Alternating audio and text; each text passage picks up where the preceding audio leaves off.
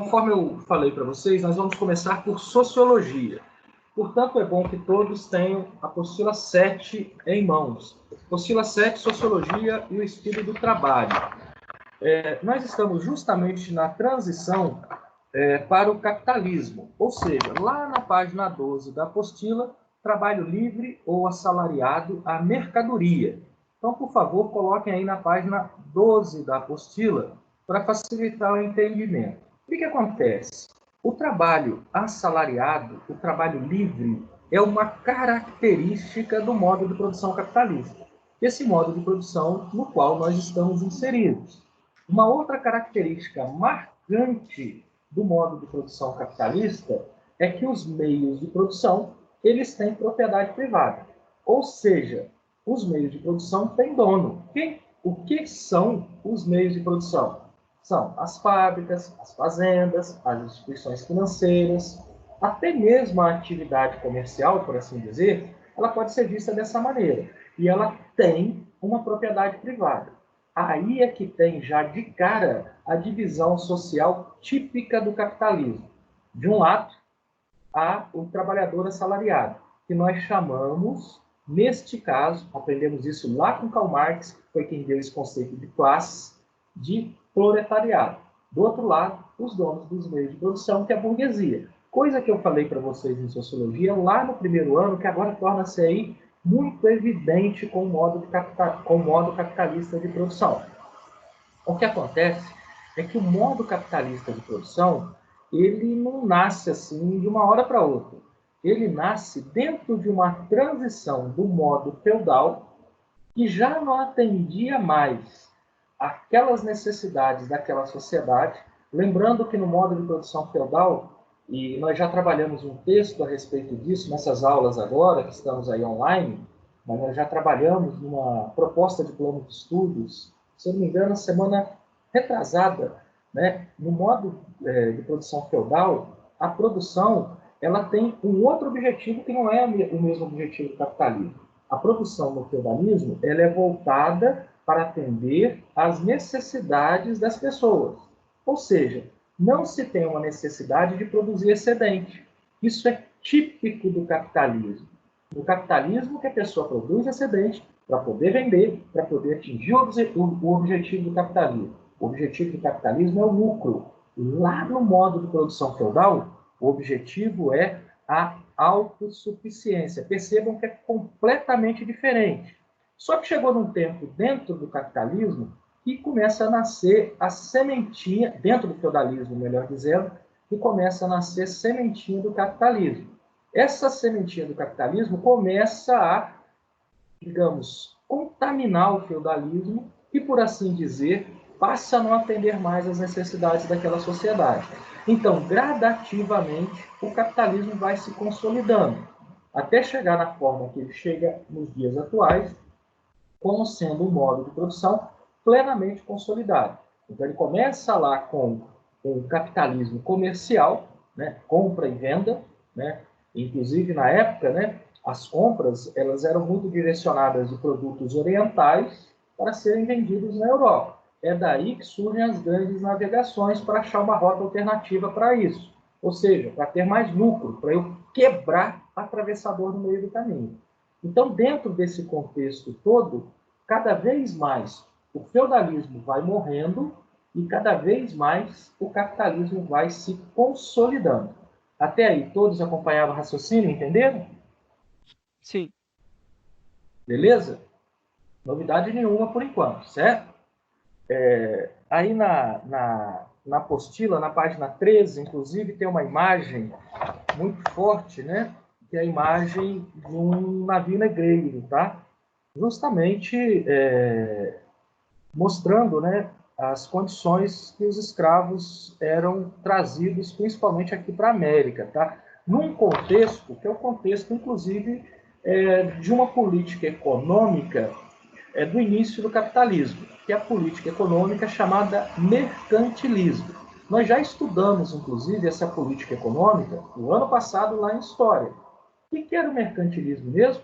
O mercantilismo é aquela política econômica que o Estado absolutista ele interfere muito na economia. interfere de maneira muito incisiva na economia. E é uma política econômica marcante da época do capitalismo comercial. Percebam, neste momento, para quebrar as barreiras feudais, essa classe social que está surgindo, que é a burguesia, ela apoia a chegada do rei ao poder, apoia a política mercantilista, porque ela enxerga que aquelas barreiras de vários feudos precisam ser quebradas por um Estado maior que abrace tudo, mesmo que esse Estado maior interfira pesadamente na economia. Alguém pode estar se perguntando aí, ué, mas espera aí um pouquinho, quer dizer então que é socialismo? Pois se eu tenho intervenção do Estado na economia, vem a pergunta, é socialismo? Não. Por quê? Porque o socialismo, ele não é só isso. O socialismo eu tenho que ter também os meios de produção nas mãos do Estado. Não era o que acontecia aqui. Os meios de produção ainda estão nas mãos da burguesia. Portanto, não é socialismo.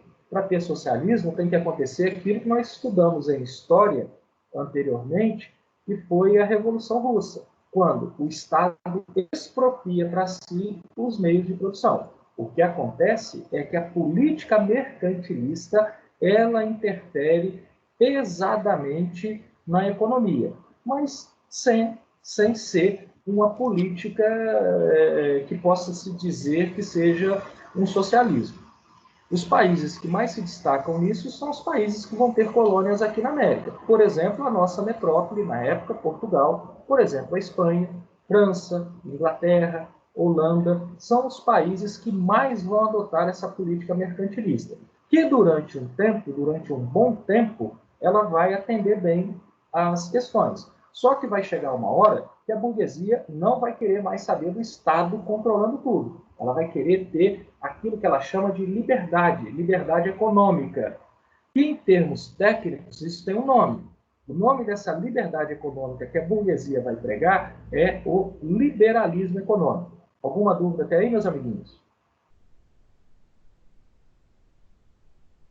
Hein? Não. Se ninguém está falando nada, eu estou entendendo que não tem dúvida. Não. Júlia Caputo, entendeu tudo? Não. Júlia, entendeu? Entendi. Beleza, então. Vou falar agora, então, de uma mudança do mercantilismo, que é o liberalismo. O liberalismo é uma corrente de pensamento que tem como pai o senhor Adam Smith, que é o cara que escreveu um livro que acabou virando a cartilha do mundo capitalista até a quebra da Bolsa de Valores de Nova York. Estou falando do livro A Riqueza das Nações. Tem, inclusive, um vídeo sobre a Revolução Industrial, que daqui a pouquinho eu colo o link dele aí no chat, que fala justamente do início da Revolução Industrial, da transformação da fonte de energia até chegar no vapor, né, das mudanças nas fontes de energia até chegar na energia do vapor, e fala também, esse vídeo eu já até passei para vocês em outra oportunidade, fala também da divisão no processo produtivo e pega como exemplo a produção de alfinetes. Falando dessa maneira, imagino que muitos vão lembrar. Somente dividir a produção faz com que eu aumente enormemente a capacidade produtiva. Só de fazer isso, dividir o processo produtivo. Então, Adam Smith é quem vai idealizar tudo isso daí. E aí, a máxima do Adam Smith, ela é justamente o contrário da política mercantilista. Por quê? Porque a política mercantilista prega a intervenção do Estado na economia. Já a política do liberalismo, ou seja, o que o Adam Smith prega é justamente o contrário. Ou seja, ele vai pregar um Estado mínimo. O Estado deve cada vez mais intervir cada vez menos na economia. Ou seja, ele vai dizer que o que regula a economia, o que regula o mercado, não é um rei que vai regular isso. O que vai regular é uma lei natural, que é a lei da oferta e da procura. Se tem muita gente querendo determinado produto, a tendência, percebam, em economia, como não é uma ciência exata, nós precisamos falar em tendência, a tendência é que o preço suba. Se ninguém quiser aquilo, a tendência é que o preço caia. Então, é o mercado que vai regular, não precisa de um rei para regular. Ou seja, ele está falando aquilo que a burguesia está brigando, para ter mais liberdade.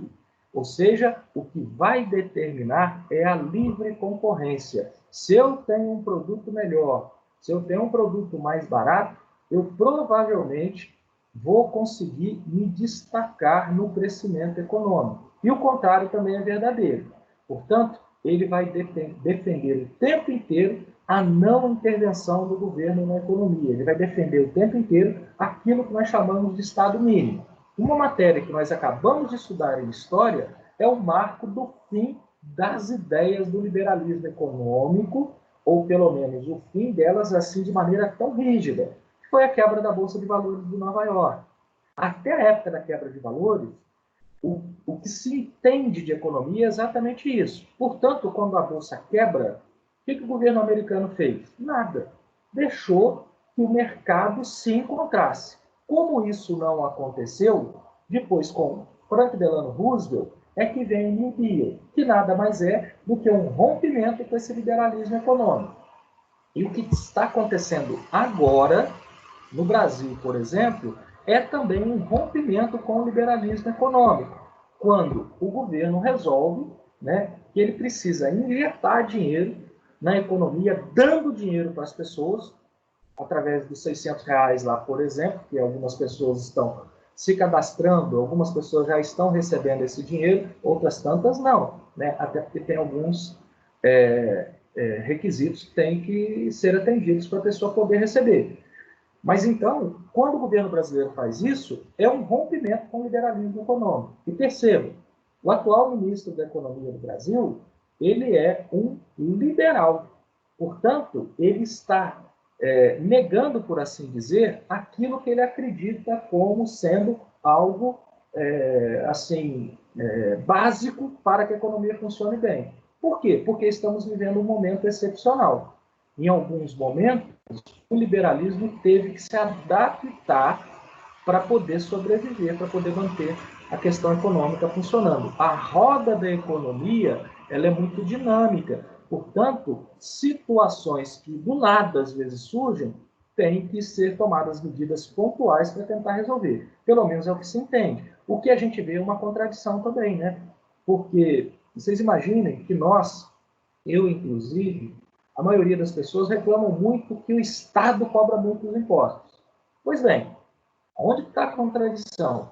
O dinheiro para atender essas pessoas, esses R$ 600, por exemplo, vem de onde? Vem desses impostos. Então a gente briga para que não tenha impostos, mas na hora que tem uma crise dessa, a gente quer que o governo pague a conta. Perceberam a contradição da coisa? É nesse sentido que o liberalismo ele sofre uma mudança muito grande a partir da quebra da Bolsa de Valores de Nova York. Dúvidas até aí, meus amiguinhos? Não. Não. De boa. Não, beleza, então. Vocês lembraram do vídeo que eu falei para vocês da Revolução Industrial? Da produção de alfinetes, por exemplo? Sim. Sim. Lembraram? Não. Sim. Tá. Independente de ter lembrado ou não ter lembrado, eu colei o link dele aqui no chat. Vale a pena assistir, tá? Vale a pena assistir. Mesmo quem assistiu, vale a pena assistir. Porque, conforme eu falei, tem um histórico aí a respeito da Revolução Industrial. Tá? Então, é algo que vai, com certeza, ilustrar bem esse estudo aí do trabalho. Tá? Que, aliás, vem, né, sofrendo alterações o tempo inteiro. Meus amiguinhos, alguma dúvida sobre sociologia? Não. Tá de boa. Tranquilo. Suave, suave. Oi? Eu não ouvi. Tá de boa. Tá de boa, né? Tá. Em todo caso, a aula está sendo gravada, né? Se alguém depois quiser assistir novamente, vai estar à disposição. Entrando em história, peguem, por favor, a apostila 14, tá? Na apostila 14, tem uma imagem muito interessante na página 26 e 27. que mostra uma característica muito grande da Alemanha na Segunda Guerra Mundial, que é a Guerra Relâmpago.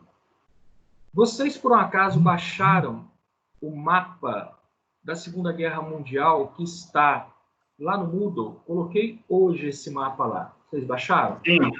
Sim. Sim. Alguém já brincou um pouquinho com ele ou não? Sim. Vocês viram como que a Alemanha vai crescendo aí dentro da Europa, né? Sim. Aham.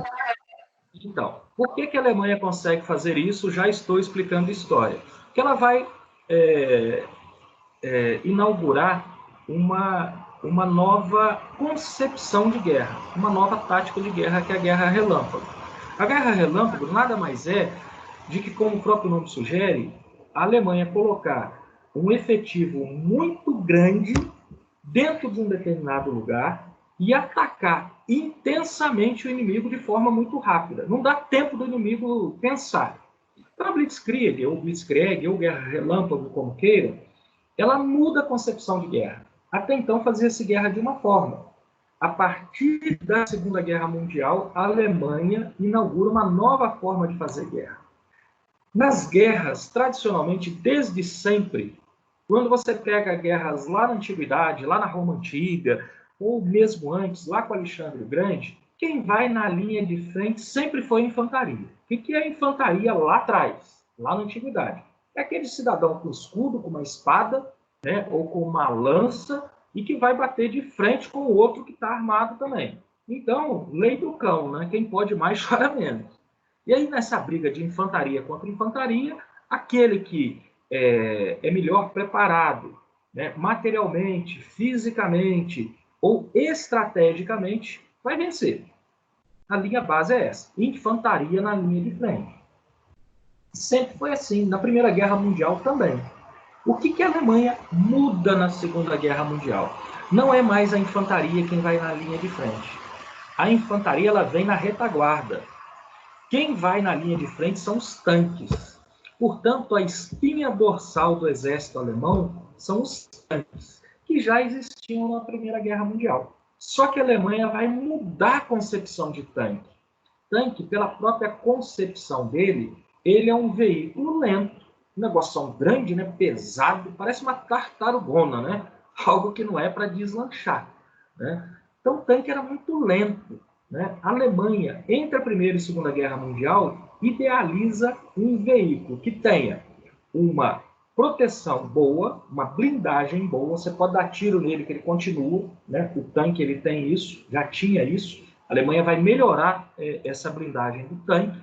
Tem um poder de fogo bom, ou seja, canhões potentes, mas que também tenha algo que não tinha, que é velocidade. Para quê? Justamente para poder ser a espinha dorsal de uma guerra rápida, da Guerra Relâmpago. Então, a Guerra Relâmpago, ela tem os tanques indo na frente e atrás, pela primeira vez na história, é que vai a infantaria. Então, a ideia é que tudo de maneira muito bem articulada surpreenda o inimigo. Então, vamos imaginar que eles têm um determinado alvo. Antes de tudo isso acontecer, antes dos tanques da infantaria, vai a Força Aérea Alemã, a Luftwaffe. A Força Aérea ela vai entrar fazendo todo o estrago possível e imaginável.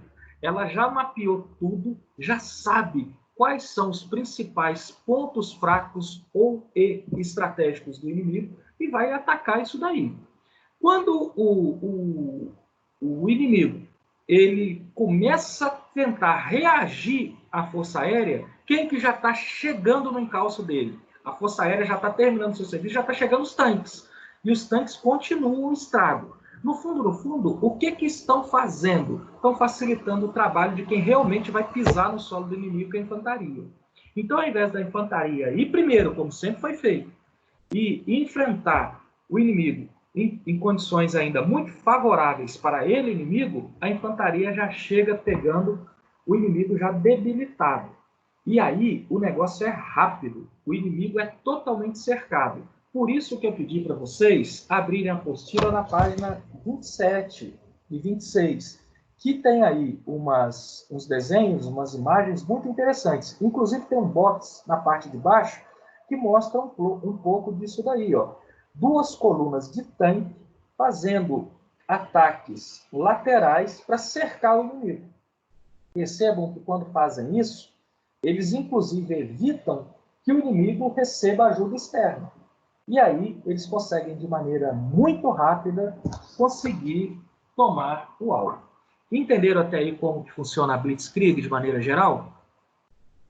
Sim. Sim. Interessante, né? Uma nova concepção. Felipe, você assistiu o vídeo que fala sobre os tanques entrando em ação, né? Sim. É bem ilustrativo aquele vídeo, o Felipe pode confirmar para vocês. É muito ilustrativo, dá para a gente ver legal como que isso funciona, tá? É uma concepção de guerra muito interessante. Bom, feito isso, né, essa primeira explicação, nós vamos então começar a entender os antecedentes da guerra, os antecedentes da Segunda Guerra Mundial. A Segunda Guerra Mundial, ela começa muito com a ascensão de Hitler, daí a última matéria que nós vimos a semana passada, né, o nazifascismo, começa com a ascensão de Hitler ao poder. O Hitler torna-se chanceler alemão em 1933. E aí, o que o Hitler trata de fazer? Basicamente, ele trata de fazer duas coisas. Ele trata da recuperação econômica da Alemanha, e ele consegue êxito nisso, e, paralelamente, num flagrante atentado ao Tratado de Versalhes, ele começa a remilitarização da Alemanha. Ele começa a tornar a Alemanha novamente uma potência militar. E daí vocês vão se perguntar, ué, mas e a Liga das Nações? Não fazia nada? Infelizmente, não. A Liga das Nações, nesse caso, entendo aí, né, França e Inglaterra, até porque os Estados Unidos estavam fora, a União Soviética estava fora, a própria Alemanha não aceitava as determinações, então só sobra como grande potência mesmo França e Inglaterra. A Liga das Nações, ela tenta fazer medidas meramente defensivas. Ah, o Hitler está se armando? Bom, deixa ele lá. Nós aqui estamos protegidos. Ele não vai conseguir invadir, por exemplo, a França. Até porque a França ela tinha construído uma linha de defesa na fronteira da Alemanha com a própria França, chamada linha Maginot. A Alemanha não vai poder invadir também porque tem uma região desmilitarizada entre a França e a Alemanha. Inclusive, esse mapa que eu mandei para vocês, na primeira animação dele, vocês vão ver que a Alemanha ela pega uma parte quase que total do seu território, mas não pega uma parte do seu próprio território, que é essa região desmilitarizada da Renânia. Portanto, a Liga das Nações ela vai adotar uma política defensiva, ela não vai fazer aquilo que precisava ser feito, que era confrontar o Hitler. Eles não vão fazer isso. Né? Ah, deixa ele lá. Ele está remilitarizando, mas afinal de contas, né? Afinal de contas, a Alemanha, né? Por que ela não teria o direito, né, de se remilitarizar? Né? Então eles vão adotando isso daí, mas vão justificar o que o Hitler está fazendo. Então Hitler, gradativamente, ele vai ficando mais ousado. Por exemplo, na Guerra Civil Espanhola. É um flagrante o que a Alemanha e a Itália fazem na Guerra Civil Espanhola, mandando armamentos para ajudar no lado nacionalista da Guerra Civil Espanhola. Eles mandam lá os seus tanques e aviões. O Hitler, inclusive, ele vai usar a Guerra Civil Espanhola como laboratório de teste para aquilo que já estava na cabeça diabólica dele, que é a Segunda Guerra Mundial.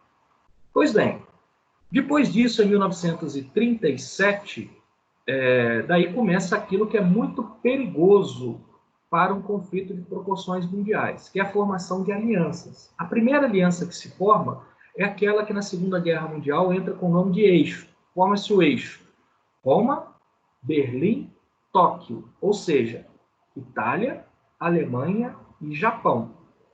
Lembram que na Primeira Guerra Mundial eu falei para vocês que é uma condição sine qua non a gente ter a formação de blocos de países rivais? Já está acontecendo de novo na Segunda Guerra Mundial. A partir daí, a Alemanha começa a reivindicar territórios dentro da Europa. Apesar que todo mundo sabia, até porque o Hitler tinha deixado isso muito bem explicadinho no livrinho dele lá, Mein Kampf, que o espaço vital, ele chamava disso mesmo, tá? O espaço vital que a Alemanha precisava, ele estava no leste. Então, o espaço vital que a Alemanha precisava, muito provavelmente, ia confrontar com a União Soviética. Até porque, ideologicamente também, isso se justificava, uma vez que a União Soviética socialista e o outro lado da moeda da Alemanha nazista. Um de extrema esquerda, o outro de extrema direita. Mas percebam que o caldo, né, para a Segunda Guerra Mundial, ele começa a engrossar. Pois bem, quando chega em 1938, o Hitler ele resolve, aí se vocês olharem no mapa, vocês vão ver, ele resolve anexar a Áustria. E aí ele tem uma justificativa assim, né, que preferiram aceitar. Né? A justificativa é a seguinte: é um erro histórico a Áustria ser um país diferente. A Áustria não podia se separar da Alemanha. Isso é um erro histórico que nós temos que corrigir. Afinal de contas, a Áustria tem tudo a ver com a Alemanha. Lá na Áustria fala-se alemão. Hitler, né? Entre aspas, pelo amor de Deus. O próprio Hitler, né, dizia assim: eu sou austríaco, estou aqui líder da Alemanha. Como que pode esse negócio ficar separado? Temos que resolver isso. Então ele vai e anexa a Áustria. A Liga das Nações, o que faz nessa? Bom, afinal de contas, o que o Hitler fala faz sentido, né? Porque, afinal de contas, ele mesmo é austríaco. Afinal de contas, a Áustria tem uma ligação cultural muito grande com a Alemanha. Então, até aí, normal, né? E aí, depois, o que ele faz? Né? Usando esse mesmo princípio, ele pega uma região da Tchecoslováquia, chamada Sudetos da Tchecoslováquia, usando esse mesmo princípio que ele usou com a Áustria, e resolve anexar essa região. Essa região dos Sudetos é uma região fronteiriça com a Alemanha, Sudetos da Tchecoslováquia. Então tinha, dentro do território da Tchecoslováquia, muitas pessoas alemãs, né, culturalmente falando, e às vezes até mesmo nacionalmente falando, em termos de nacionalidade, melhor dizendo. Então ele vai usar o mesmo princípio que ele usou para anexar os Sudetos. E aí ele aproveita a viagem, anexa não só os Sudetos, como a Tchecoslováquia inteira. Então, olha só o que ele já está fazendo. Já começou a Segunda Guerra Mundial? Não. Porque ele ainda não deu nenhum tiro para fazer essas conquistas. Ele fez essas conquistas muito na base da pressão, né? Fazendo pressão em cima. Pois bem, só que agora, França e Inglaterra resolvem que o Hitler não pode fazer mais nenhuma gracinha dentro da Europa. Se fizer, vai ter guerra. E claro que o Hitler sabia disso. Né? De bobo ele não tinha nada. Ele sabia que a próxima gracinha dele, dentro da Europa, muito provavelmente ou certamente França e Inglaterra iriam reagir militarmente. Então, o que o Hitler faz? Ele resolve evitar o grande problema que a Alemanha teve na Primeira Guerra Mundial. O grande problema militar que a Alemanha teve na Primeira Guerra. O grande problema que a Alemanha teve foi brigar em duas frentes. Brigava de um lado contra a Rússia e de outro lado, na frente ocidental, contra França e Inglaterra, e depois Estados Unidos. Então, o que o Hitler resolve fazer? Nós vamos brigar só de um lado. E aí é que ele faz um pacto de não agressão com a União Soviética. Percebam, esse pacto de não agressão, ele surpreende o mundo, vira política internacional de perna para o ar, porque ninguém acreditava que seria possível um pacto entre a Alemanha de direita e União Soviética de esquerda. Mas por que os dois chegam a esse acordo? Porque para a Alemanha, conforme eu expliquei anteriormente, não interessa brigar de dois lados ao mesmo tempo. E para a União Soviética, qual que é o interessante disso? O Stalin, ele sabia, o Stalin é a pessoa mais desconfiada do mundo, viu? Uma das mais desconfiadas da história, ele desconfiava até da sombra dele. Não é que ele está acreditando no Hitler, não, ele está desconfiadíssimo do Hitler. Mas o que o Stalin imagina? Ele imagina o seguinte: mais cedo ou mais tarde, esse Hitler vai invadir a gente aqui. Só que eu preciso ganhar tempo para poder me preparar para quando ele invadir. Então, o Stalin, ele topa fazer esse pacto de não agressão para que ele possa se preparar militarmente para uma futura e muito provável invasão da Alemanha em seu território. Então, o Stalin está vislumbrando lá na frente uma invasão que vai acontecer né? 2 anos depois, estamos ainda em 1939, uma invasão que vai acontecer e que ele precisa estar melhor preparado para enfrentá-la. Inclusive, o início do fim da Alemanha é justamente dentro do território da União Soviética, mais precisamente na Batalha de Stalingrado. Ou seja, o Stalin jogou certo por essa perspectiva. Se ele não faz esse pacto de não agressão, ele não sabia o que o Hitler ia fazer. Vai que o Hitler invade ele naquele momento, ele não tinha condições de enfrentar. Perceberam como que, na visão do Stalin, isso depois, durante a guerra, mostra-se muito eficiente. A guerra já começou? Não. Agora ela está prontinha para começar. Ela vai começar no dia 1º de setembro, com a invasão da Polônia e a Blitzkrieg, ou a Guerra Relâmpago, entrando em ação. Mas agora eu vou parar para perguntar. Alguma dúvida até aí, meus amiguinhos? Não. Estão entendendo como que a coisa está se formando? Sim. Sim. Entendendo? Daqui a pouco o Hitler vai começar a atirar. Ele ainda não deu tiro. Ele está preparadinho para tal, mas ainda não fez. Inclusive, se vocês olharem no mapa que eu mandei, daqui a pouco eu vou tentar compartilhar o meu mapa com vocês e mostrar gradativamente a animação. Tá? Mas para não interromper a explicação aqui, quem tiver com o mapa aí na frente, olhem que a Alemanha ocupa, primeiro, a Renânia, aquela região fronteiriça com a França, e a própria Liga das Nações justifica isso. Tá? É interessante que, quando o Hitler faz isso, a Liga das Nações já tinha que ir para cima dele. Mas como ela está utilizando uma política defensiva, a própria Liga justifica. Não, mas, afinal de contas, ele não tomou nada de ninguém. Afinal de contas, eles ocuparam aquilo que é deles mesmo. Estão percebendo a justificativa o tempo inteiro? Isso vai se mostrar um problema lá na frente. Porque na hora que eles resolverem enfrentar o Hitler, vai ser tarde demais. Entenderam esse raciocínio aí? Ninguém falou nada, estou imaginando que sim. Sim, professor. Tá, vamos começar a guerra então. A guerra, conforme eu falei anteriormente, ela começa...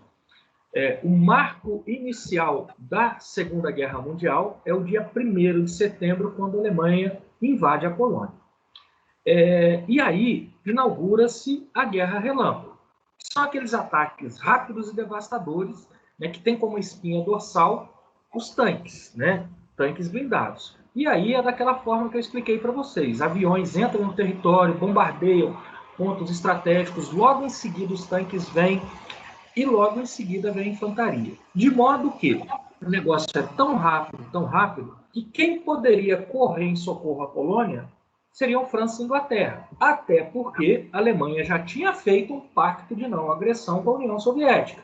Aliás, esse pacto de não agressão, ele racha a Polônia no meio, viu? O lado oriental da Polônia, ele é tomado pela União Soviética e o lado ocidental é tomado pela Alemanha. Simplesmente a Polônia foi riscada do mapa. E para vocês terem uma ideia da eficiência da Guerra Relâmpago, a Polônia deixa de existir em menos de um mês. Em menos de um mês, aí, 28 dias, 4 semanas, o Hitler já está sobrevoando Varsóvia, né, contemplando lá os seus soldados que já haviam desmantelado completamente a Polônia. E aí nós vamos ver duas táticas de guerra, né, se degladiando. De um lado, uma guerra moderna, rápida, eficiente, e de um outro lado, né, uma guerra ainda, digamos assim, romântica, né? Se é que pode se empregar essa palavra. Uma guerra que ainda, do lado polonês, uma guerra que ainda depende muito de ordens que muitas vezes não chegam, que depende ainda muito de mobilização, que depende ainda muito de algo que já não cabe mais dentro de uma velocidade tão grande que está sendo imposta pela Alemanha. Bom, tomada a Polônia, o que se imaginava, já que o Hitler tinha feito um pacto de não agressão com a União Soviética, é que ele se voltasse para o Ocidente. É que ele voltasse para o lado da França, que é o maior inimigo. Aliás, inimigo mortal da Alemanha. Muito em função do Tratado de Versalhes, muito em função do que a França fez com a Alemanha. A França é o principal protagonista que ferra a Alemanha no final da Primeira Guerra Mundial. Então, o alvo evidente, o alvo óbvio, seria a França. Só que daí, não. Né? Só que não. O Hitler, ele não faz nada depois que ele toma a Polônia. Ele para naquilo que entrou para a história com o período de guerra de medo ou guerra de mentira. Não faz nada. A Alemanha fica parada. E França e Inglaterra, como tinham adotado também uma política defensiva não ofensiva, também não conseguem atacar a Alemanha. Mas por que o Hitler para? Porque a Blitzkrieg, a guerra relâmpago, ou Blitzkrieg, como queiram, ela depende de dois fatores para ela funcionar bem. O primeiro fator chama-se tempo. E o segundo fator chama-se tempo também. Tempo e tempo. São os dois fatores que ela precisa para funcionar bem. Como assim? Primeiro, tempo de execução. Ela precisa ser rápida. Se ela não for rápida, ela começa a perder a sua grande lógica da coisa, que é o relâmpago, né? Algo rápido. Ela precisa ser rápida. E muito em função também de suprimentos, tá? Percebam, as tropas que estão entrando em território inimigo, se elas não resolvem logo a questão, elas precisam de suprimentos que vêm das linhas mais de trás para se manter. Então, ela precisa resolver o negócio rápido para que as tropas possam, né, ter condições ali de ocupar o território inimigo. Não pode ficar demorando, não pode virar uma guerra estagnada conforme foi a Primeira Guerra Mundial. Ela quebra, assim, de maneira irreparável a sua concepção. O segundo fator, que também é tempo, é o tempo climático. Para ela funcionar bem, o clima tem que estar bom. Por exemplo, ela não funciona bem com chuva, ela não funciona bem com muito frio, porque ela perde a sua essência, que é a mobilidade rápida. Então, quando a Alemanha conquista a Polônia, lá no hemisfério norte, já vamos caminhar para o inverno. Então, o Hitler ele espera, ele para, até que o tempo, ou seja, a condição climática, fique favorável à sua tática de guerra. E aí, quando isso acontece, né, já em abril de 1940, é que ele coloca a sua guerra relâmpago para funcionar. E aí, o que ele vai fazer? Ele vai ter como objetivo a França. E a França tem como grande garantia a linha Maginot, que era intransponível. Não dá para entrar no território francês. Pelo menos é o que os franceses acreditavam. Então, o que o Hitler vai fazer? Ele vai armar uma arapuca para a França. Essa arapuca é um negócio fenomenal na Segunda Guerra Mundial, que daqui a pouco, se possível for, eu vou mostrar para vocês no mapa. Ele vai conquistando os países ao norte, né? Ele vai lá, conquista a Noruega, depois ele vai até a Holanda, até a Bélgica, sinalizando que vai entrar na França pela Bélgica. Percebam, é o que a Alemanha tinha feito na Primeira Guerra Mundial. Então, o que a França faz? Já com apoio da Inglaterra em seu território. A França corre em socorro à Bélgica. Porque está na cara que a Alemanha vai entrar na França pela Bélgica. Está na cara porque o exército alemão está ali, e está na cara também porque a linha Maginot, que faz a fronteira com a Alemanha, não deixaria a Alemanha entrar por baixo. Só que não. A Alemanha, ela surpreende todo mundo com a sua guerra relâmpago, cortando uma brecha que tinha na linha Maginot pela floresta de Ardenas. Na concepção militar da época, era impossível blindados passarem por ali. Mas a Alemanha arrisca tudo, né? Coloca um general à frente, um tal de Hans Guderian, o cara que é louco assim, no sentido não de rasgar dinheiro, tá? Mas assim, no sentido de ser aficionado por um objetivo. Então, a função desse cara, e ele era muito bom nos tanques, era justamente cortar essa brecha da linha Maginot, cercar o exército francês e alemão, melhor dizendo, francês e inglês, de um lado, e de outro lado, vindo outro exército alemão, para cercar esses dois exércitos. Né? Então, o exército alemão se dividiria em dois, um por um caminho, outro por outro caminho, que ninguém acreditava que passava, de modo que ele vai conseguir passar, vai rompendo todas as linhas até chegar no mar Mediterrâneo. Então, essa linha de tanques muito comprida da Alemanha, ela consegue isolar os exércitos francês e inglês num ponto chamado Dunkerque. É onde tem a maior retirada de soldados de todos os tempos, que é a retirada de Dunkerque. Inclusive, se vocês olharem nessas imagens aqui atrás, ó, eu não sei se vocês estão vendo, tem uma imagem justamente em cima da minha cabeça, que é essa aqui, ó, que é do filme Dunkerque, tá? Que é justamente quando a Inglaterra está retirando soldados ingleses e franceses que foram cercados ali. Ou seja, adeus França.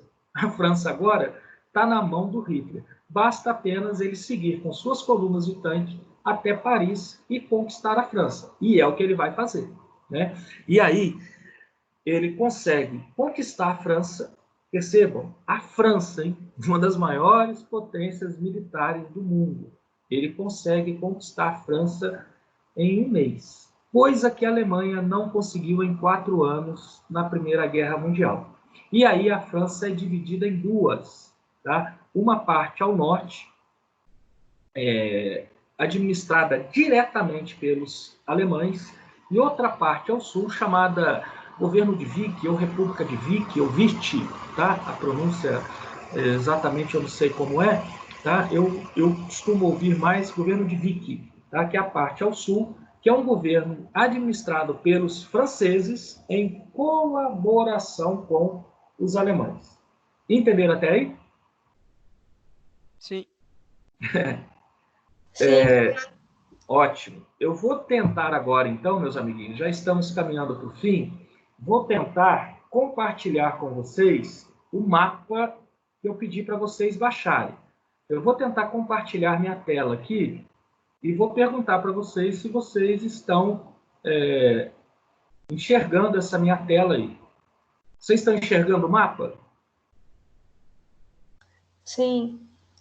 Sim. Estão vendo aqui no meio do mapa onde eu estou passando o mouse? Que país que é esse aqui? Lituânia. Germânia. Germânia.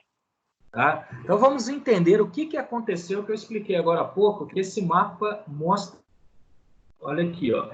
Primeira coisa, o território alemão do Tratado de Versalhes. Olha como que a cor do mapa mudou. Estava meio bege aqui, ficou vermelhinho. Percebam que essa região de fronteira com a França é uma região desmilitarizada. Qual que é a primeira coisa que o Hitler faz? Militariza essa região. Atacou alguém? Não. Ele ocupou uma área dele. Estava certo isso de acordo com o Tratado de Versalhes? Hein? Nananina não. Nananina não. O que as amiguinhas aqui, ó, França e Inglaterra deveriam fazer? Puxar a orelhinha do Hitler. Mas eles não fizeram. Né? Aquela política de apaziguamento, ela serve para o Hitler continuar a sua aventura. Percebam que o Hitler, ele está brincando com fogo. Só que como ele de bobo não tem nada, ele vai testando devagarzinho. A outra coisa que ele vai fazer é essa daqui, ó. Anexou a Áustria. Daí eu falei para vocês que depois, a região fronteiriça aqui, ó, onde estou passando o mouse, que é a região da Tchecoslováquia, é chamada de Sudetos da Tchecoslováquia. Então, ó, percebam, ele vai anexar os Sudetos da Tchecoslováquia. Aí ele aproveita, ó, anexou a Tchecoslováquia inteira. Já começou a guerra? Não, ainda não. Né? Tem os aliados, né? Olha aqui, ó, Itália. Opa, vou voltar aqui, ó. Itália, né? Ou seja, já está se formando o eixo. Não aparece aqui no mapa, mas tem também o Japão, né? Lá no Extremo Oriente. E aí ele faz aquele pacto de não agressão que interessa tanto a Alemanha quanto a União Soviética, por aqueles motivos que eu falei anteriormente, e invade a Polônia. Percebam que, de um lado, a Polônia cai em domínio alemão, de outro lado, ela cai em domínio soviético. Tem, inclusive, um filme sobre a ocupação soviética na Polônia chamado, acho que é Katyn, o título do filme. Muito interessante, viu? Mostra que o negócio lá também foi feio, tá? O regime soviético não dá moleza, não. Eu já tive a oportunidade, inclusive, de conversar com uma polonesa, uma senhora polonesa, que, inclusive, perdeu a família na guerra. Essa senhora já deve ter até falecido. eu me lembro que ela, apesar de todo o horror dos campos de concentração que os alemães construíram, principalmente aqui em território polonês, ela sim falava com mais mágoa de soviéticos do que de alemães. Tá? E daí, quando a gente assiste esse filme Katyn, a gente começa a entender um pouquinho disso daí. Pois bem, depois de feito isso, entra aquele período de guerra de medo ou guerra de mentira, que é o Hitler esperando melhores condições climáticas, né, para continuar a guerra. Daí ele vai primeiro ao norte, né? Opa, Polônia. Daí ele vai primeiro ao norte. Aqui são os aliados de primeira hora, né? Esse azulzinho que construiu no mapa aqui, ó, era a linha Maginot, intransponível, pelo menos é o que os franceses achavam. O Hitler, ele vai abrir uma brecha aqui, ó, e os tanques vão isolar exército francês e inglês. Essa brecha aqui, conforme eu falei para vocês na hora que eu estava explicando, ela vai chegar até aqui, ó. Eu falei mar Mediterrâneo lá na explicação, mas eu falei errado, tá? É canal da Mancha aqui, tá? O Hans Guderian vai abrir essa brecha até aqui, ó, tá? Abrindo isso daqui, vai isolar o exército francês e inglês em Dunkerque. Nós vamos continuar aqui no nosso mapa antes dessa brecha aqui. País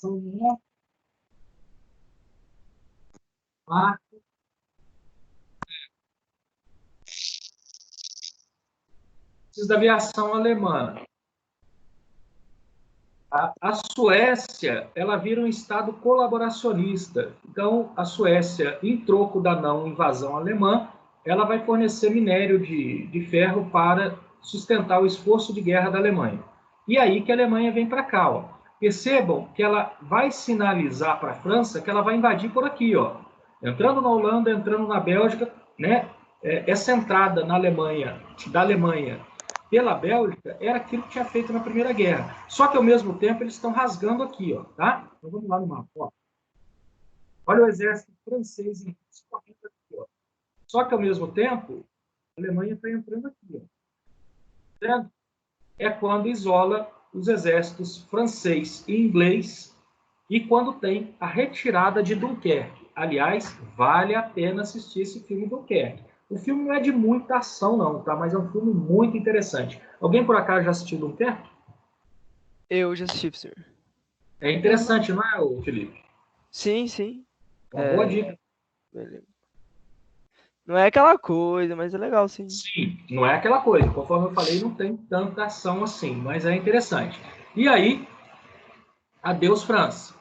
Conforme eu falei, essa parte ao norte aqui, ó, percebam que essa parte ao norte pega a costa atlântica e o Canal da Mancha, tá? Pega isso daqui. Administrada diretamente pelos alemães e a parte ao sul administrada administrada pelos franceses em colaboração com os alemães. Isso daqui é o tal governo de Vichy, ou Vichy, que eu falei agora há pouco, quando estava explicando. O que falta agora do lado de cá? Olha o tamanhozinho que a Alemanha já ficou nessa brincadeira, hein? O que falta do lado de cá? Inglaterra. Inglaterra. Só que aí tem um problema óbvio, né? Que é a Inglaterra ser uma ilha. Não dá para os tanques atravessarem. Não dá para a espinha dorsal do exército alemão fazer a invasão. Tá? Não dá para fazer. Então, ele tem que usar outra coisa. O que ele vai usar? Ele vai usar a Força Aérea. Né?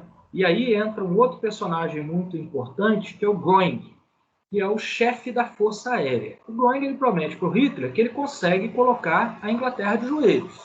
Basta para isso mandar a Força Aérea lá e arrebentar com a Inglaterra. Ele promete para o Hitler, né, que a Alemanha conseguirá dobrar a Inglaterra. Só que isso não vai acontecer. Tá?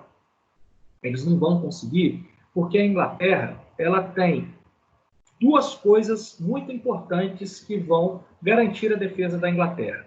Uma coisa ainda muito nova, tecnologicamente falando, que são os radares. Tá? Então, a Alemanha ela é surpreendida o tempo inteiro com os radares. Por quê? Porque quando os aviões alemães estão chegando, os aviões ingleses já estão no alto, né? Eles já estão esperando para tentar rechaçar o ataque, graças ao sistema de radares na costa da ilha aqui, que garante o aviso aos pilotos ingleses. E uma outra coisa é a própria aviação inglesa. Tá? A aviação inglesa ela conta com um avião, que é um avião lendário, o chamado Spitfire. É um caça, que é um dos melhores caças da Segunda Guerra Mundial. Percebam que o ataque não é algo tão simples. O ataque ele deve levar aviões de bombardeio, que são escoltados por caças. Então, a Alemanha, quando ela vai atacar, ela está numa situação, por assim dizer, desfavorável.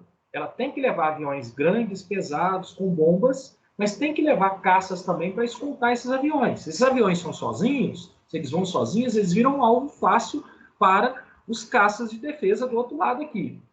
Percebam que não é uma missão simples. Detalhe, eles muitas vezes vão voar no limite da autonomia. Então, os caras têm que ir para bombardear e tem que achar uma brecha o mais rápido possível para tal, porque ele precisa ter combustível para poder voltar. Ou seja, endossando o que eu falei no início, a situação de ataque não é tão simples assim, conforme o Groening, né, o chefe da Força Aérea Alemã, imaginava. E a Alemanha ela vai encontrar uma dificuldade muito grande também numa figura que está aqui. Uma figura que também entra para a história, que é o Winston Churchill, que é o primeiro-ministro inglês. O Chamberlain, anterior a ele, que promoveu aquela política de apaziguamento, que fez chegar no ponto que chegou aqui, ele caiu. E daí entra o Winston Churchill. E o Churchill, apesar daquele jeito dele, assim, meio bonachão, né, um gordinho que parece assim que não é um cara assim muito firme, mas ao contrário, ele tem uma firmeza danada. E aí o Churchill, ele chama a nação para briga o tempo inteiro. Fala, nós não vamos entregar nunca. Nós vamos brigar nas praias, vamos brigar nas cidades, vamos brigar nas casas, mas a Alemanha nunca vai entrar aqui. E isso motiva muito o povo alemão e principalmente motiva muito o povo inglês, melhor dizendo, e principalmente os pilotos ingleses, os pilotos da RAF, a Royal Air Force. E, inclusive, o Churchill chega a dizer uma das grandes frases da Segunda Guerra Mundial, que nunca tantos deveram a tão poucos. O que ele estava querendo dizer com isso? Nunca tantos os ingleses deveram a tão poucos os pilotos ingleses. Percebam que ele fala isso porque muitas vezes os pilotos eles ficam extenuados, né? Muitas vezes o piloto está vindo de uma missão, né? Ele acaba de pousar lá no aeródromo, ele acaba de pousar. Aí quando o cara pensa que ele vai descansar um pouco, né, percebam que isso é muito tenso, né, não é bonitinho, não. A gente, quando assiste um filme de guerra, tem a impressão, nossa, que legal, vou voar lá, atacar. Gente, isso é uma tensão sobre-humana. O sujeito está muito tenso ali num combate. Então, na hora que o cara vai aliviar um pouco a tensão, toca a sirene de novo, ele tem que montar no avião para tentar rechaçar um outro ataque que está vindo. É por isso que vem a frase, nunca tantos deveram a tão poucos. Percebam que piloto não é fácil fabricar, não. Tá? O cara às vezes pensa, não, morreu um piloto aqui, coloca outro ali. Não é bem assim, não. Tá? Você precisa de treinamento, né? Qualquer um que vai sentar no avião sai pilotando e rechaçando o ataque inimigo. Por isso que formar pilotos, ter bons pilotos, é um diferencial muito grande dentro de uma guerra, conforme essa guerra aqui da Segunda Guerra Mundial. Beleza? Daí vamos lá para o ataque aqui no nosso mapa. Ó, a França, conforme eu falei, foi. Tá? Falta agora a Inglaterra.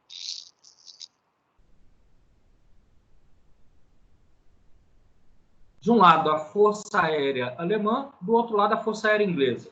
Conquistou a Inglaterra? Sim ou não? Não. Não. Tá? Não conquistou a Inglaterra. Tá? Ou seja, a Operação Leão Marinho, codinome da invasão da Inglaterra, ou tentativa dele, ela não conseguiu êxito. A Alemanha foi derrotada? Não. Não. Mas pela primeira vez, ela mira um alvo e não conquista. Isso começa a mostrar que a Alemanha pode não ser tudo isso assim. Mas ainda não tinha desmistificado o mito de invencibilidade do exército alemão. Isso vai acontecer mais para frente, quando a Alemanha invadir a União Soviética e, no início da conversa, não conquistar, aliás, melhor dizendo, ser derrotada em Stalingrado. Alguém está falando algo? Pode falar, por favor? Alguém gostaria de perguntar alguma coisa ou fazer alguma colocação?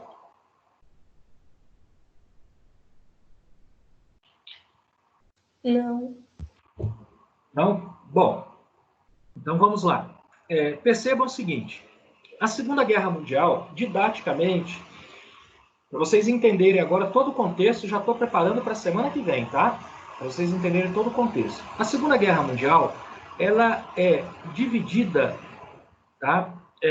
Da forma que eu estou colocando aqui, didaticamente, ela é dividida em duas partes. Uma parte é a guerra na Europa.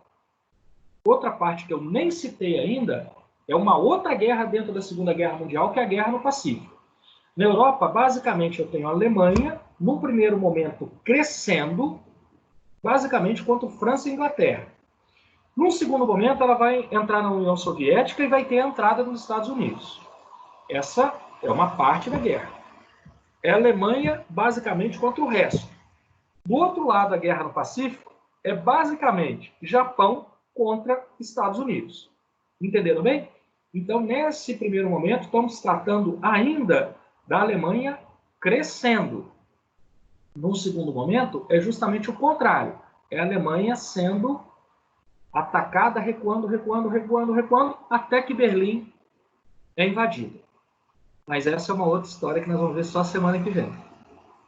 Tá? Tanto a guerra no Pacífico, quanto o fim do crescimento alemão e o revés alemão que vai sofrer. Ou seja, provavelmente nós vamos mais umas duas semanas com a explicação da Segunda Guerra Mundial. Mas até aí, todos entenderam? Sim. Sim. Sim.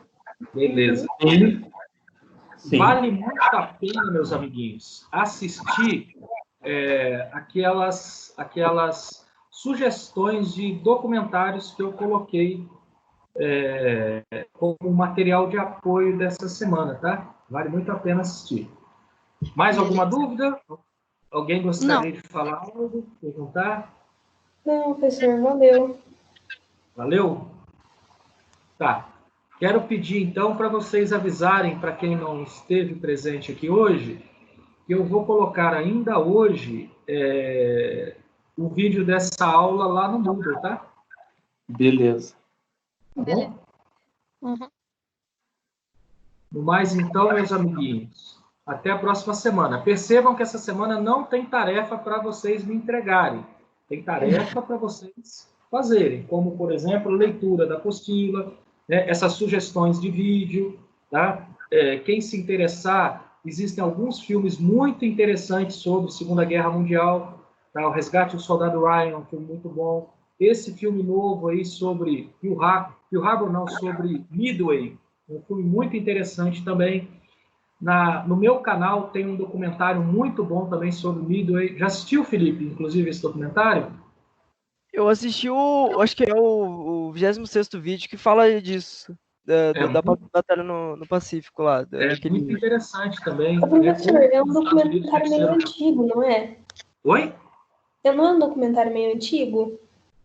Ele deve ter uns 10 anos, pelo menos. Eu acho que eu já assisti. Deve ter uns 10 anos. É legal, vale a pena, viu?